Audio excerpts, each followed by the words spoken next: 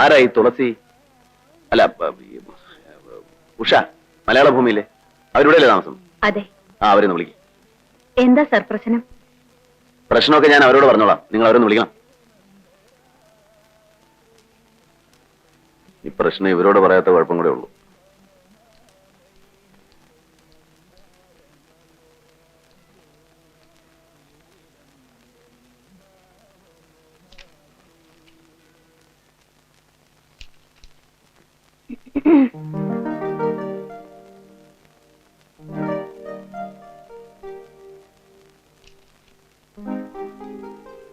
തുളസി, ഉഷ,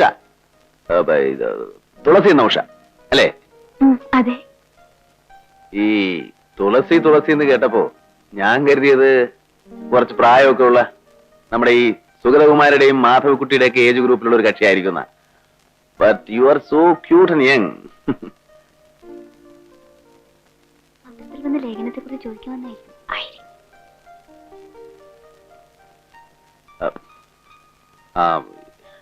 എനിക്ക് നിങ്ങളോട് ചില കാര്യങ്ങൾ സംസാരിക്കാനുണ്ട്. ഒന്നങ്ങോട്ട് വരുമോ?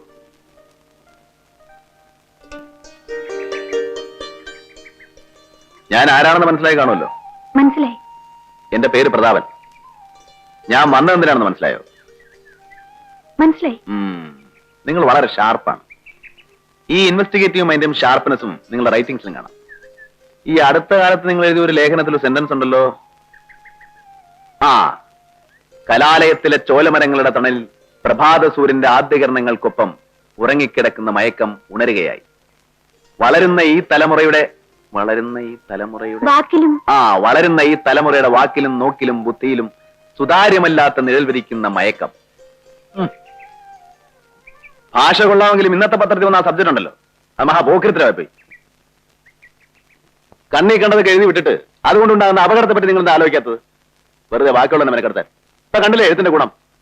ഒരുത്തൻ ചാകാറായി ആശുപത്രി കിടക്കുന്നു, കോളേജിൽ സമരം, അവന്മാര് തീവപ്പം പന്തം കൊടുത്ത് പ്രകടനം കേട്ട് പത്ര ഓഫീസിന് മുമ്പിൽ. ഞാനിതിന്റെ അമ്മയെ കാണായിരുന്നതാ. പത്രത്തിൽ പേരടിച്ചു വരിക, കുറെ ചീപ്പ് പബ്ലിസിറ്റി ഉണ്ടാകുക, എന്നെ പോലുള്ള കുറെ മണ്ടന്മാരെ ആരാധകരായി കിട്ടുക, അതൊക്കെ ഒരു രസമാണല്ലോ. രസിച്ചോ. സാർ, ചീപ്പ് പബ്ലിസിറ്റിക്ക് വേണ്ടിയല്ല ഞാൻ ഫീച്ചർ എഴുതിയത്. വേദന ഉണ്ടാ, ആ കുട്ടികൾ നശിക്കുന്നതിനുള്ള വേദന ഉണ്ട്. ട്രക്ക് അഡിക്സിനെ അപമാനിക്കാൻ എഴുതിയതല്ല, കഴിയുമെങ്കിൽ അവരെ രക്ഷിക്കാൻ വേണ്ടിയായിരുന്നു. അതിന് ഇങ്ങനൊരു സൈഡ് എഫക്ട് വരുമെന്ന് സ്വപ്നത്തിൽ പോലും ഓർത്തതല്ല.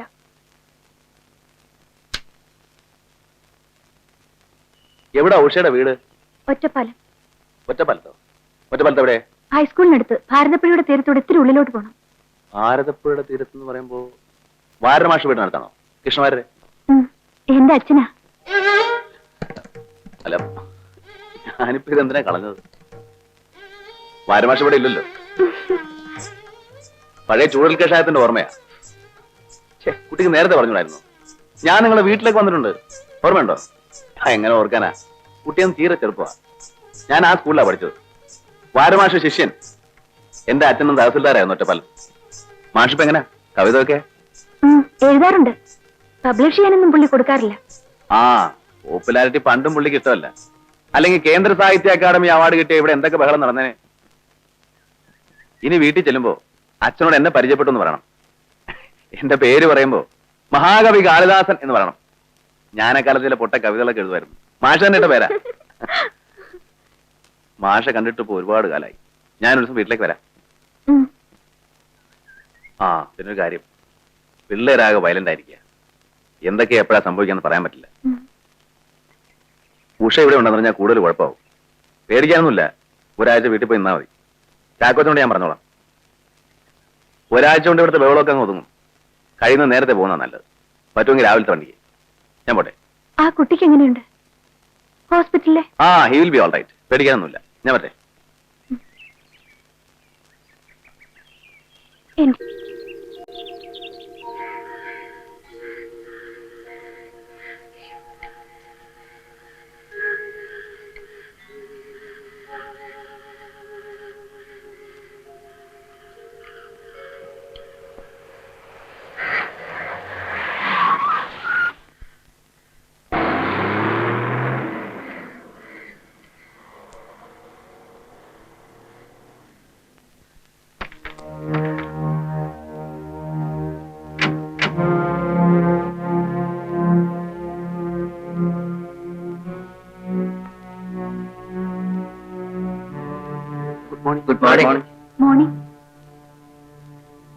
റോസയല്ലേ?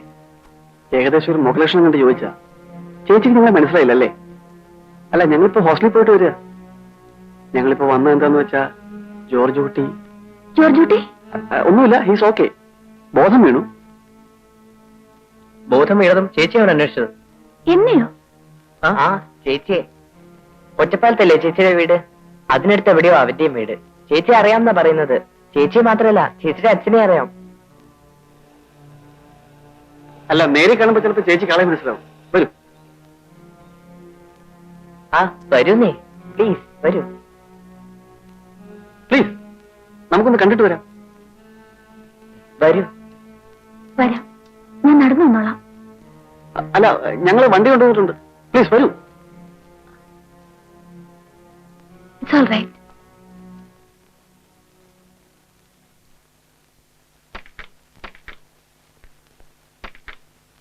കയറും.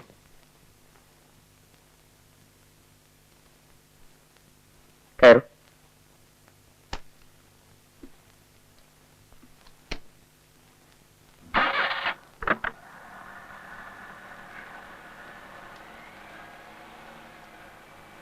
ചേച്ചി എവിടെ പോയി കയറുന്നു?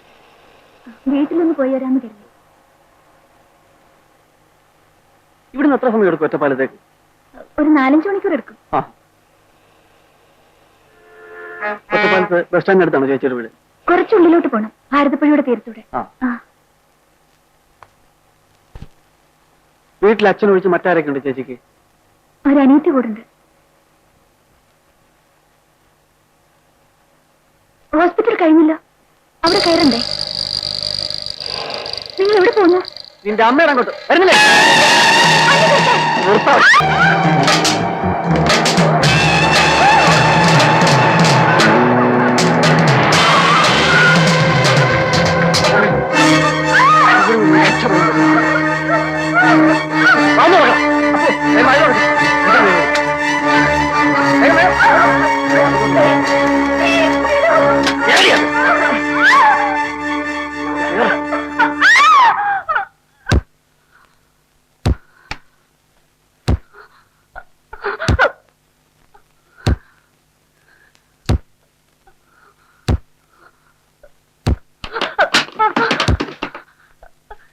നിങ്ങൾക്ക് എന്ത് വേണം?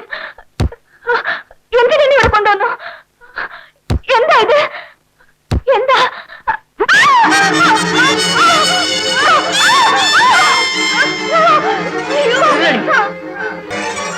കൊല്ലുന്നില്ല, ഇഞ്ചിഞ്ചായിട്ട് ഞാൻ കൊല്ലും. സൂര്യ പടവാളാക്കിയോളല്ലേ നീ? Investigative journalist. നിന്റെ പെട്ടുകൊണ്ടിരുന്ന കിടപ്പുണ്ട് ഹോസ്പിറ്റലിൽ. കണ്ടില്ലേ രാവിലെ? അതുപോലെ നരകിച്ച് നീ ചാവണം. ഇവിടെ ഒരു പട്ടിയും വരാൻ പോലും നിന്നെ രക്ഷിക്കാൻ. നീ ഞങ്ങളെ വിട്ട് കാശാക്കിയല്ലേ?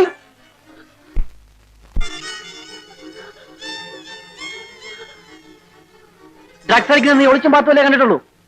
നേരിട്ട് കണ്ടിട്ടില്ലല്ലോ. കാണിച്ചു തരാൻ മതി.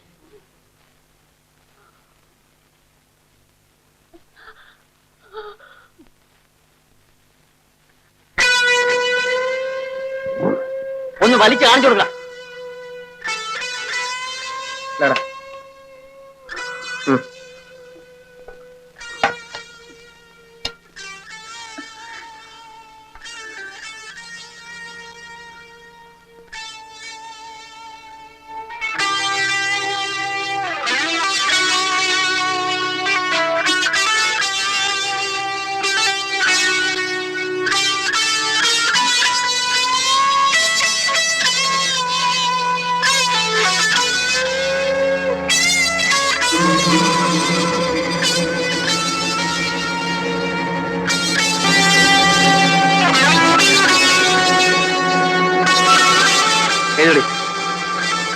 ഇതൂടെ എഴുതി.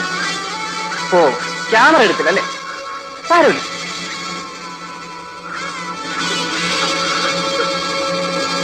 രാമേട്ട,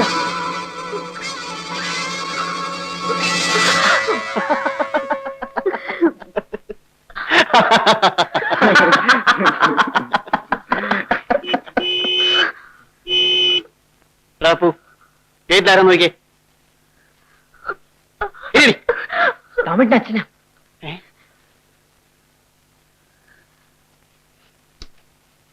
ഗേറ്റ് തുറക്കണം. ഒച്ച വെക്കാതെ.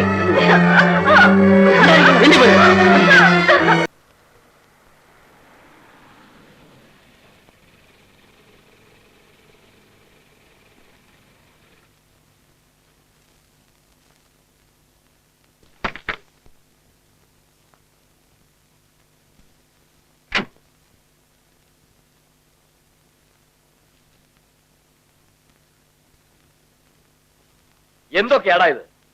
മനുഷ്യർക്ക് പുറത്തിറങ്ങി നടക്കണം. ഈ സൊസൈറ്റിയിൽ ഒരു നിലയും വിലയുള്ളവനാ ഞാൻ. പറഞ്ഞത് കേട്ടില്ലടാ? അറിയാം. കൂടുതൽ പ്രസംഗമൊന്നും വേണ്ട. കേട്ടില്ലേ അവന്റെ വർത്തമാനം? അഹങ്കാരി. നിങ്ങളിത് കേൾക്കണം. അഴിച്ചു വിട്ടിരിക്കല്ലേ ഓമനപുത്രനെ. കൈ നിറയെ കാശും താമസിക്കാൻ വലിയ ബംഗ്ലാവും എന്നുവെച്ചാ അവൻ IAS-നല്ലേ പഠിക്കുന്നത്. പണത്തിന്റെ ഹുങ്ക് അല്ലാതെന്താ? ആ ഹുങ്ക് തന്നെയാ. അതിന് നിങ്ങളെ തങ്കിത്ര പഠിക്കുന്നതിനാ? ഇതൊക്കെ എന്റെ അമ്മയുടെ വകയാ. ഇത് മാത്രമല്ല, ഇത് മുഴുവനും ചാത്തുണ്ണിപ്പന്റെ സ്വത്തുവല്ലോ എടുക്കാനേ ഞാൻ നിങ്ങളെ തറവാട്ടി വരുമ്പോ അമ്മനെ പറഞ്ഞാൽ മതി. കണ്ടോ അവൻ എന്റെ അച്ഛനെ പറഞ്ഞത്? എടാ, അധികം കളിക്കരുത്. ഒരു ബാങ്ക് അക്കൗണ്ടിന്റെ ബലത്തിലല്ലേ നീ കിടന്ന് ചാടുന്നത്? അത് തുടങ്ങി തന്നവൻ ഞാനാ. അത് നിർത്താനും എനിക്കറിയാം. ഒറ്റ ഫോൺ കാൾ മതി, നിന്റെ ബാങ്ക് അക്കൗണ്ട് ഞാൻ ഫ്രീസ് ചെയ്ത് കളയും. ഓ, പുതിയ ഭീഷണിയായിരിക്കും. അതിനുള്ള ധൈര്യമൊന്നും ദൈവം സഹായിച്ച എന്റെ തന്തക്കില്ല. വെറുതെ അതും ഇതും പറഞ്ഞ് ബ്ലഡ് പ്രഷർ കൂട്ടാതെ തോട്ടം മുതലാളി പോയാട്ടെ. എടാ അപ്പു, ഈ വണ്ടി പോയാൽ ഉടനെ കയറ്റി കൂട്ടിയേ.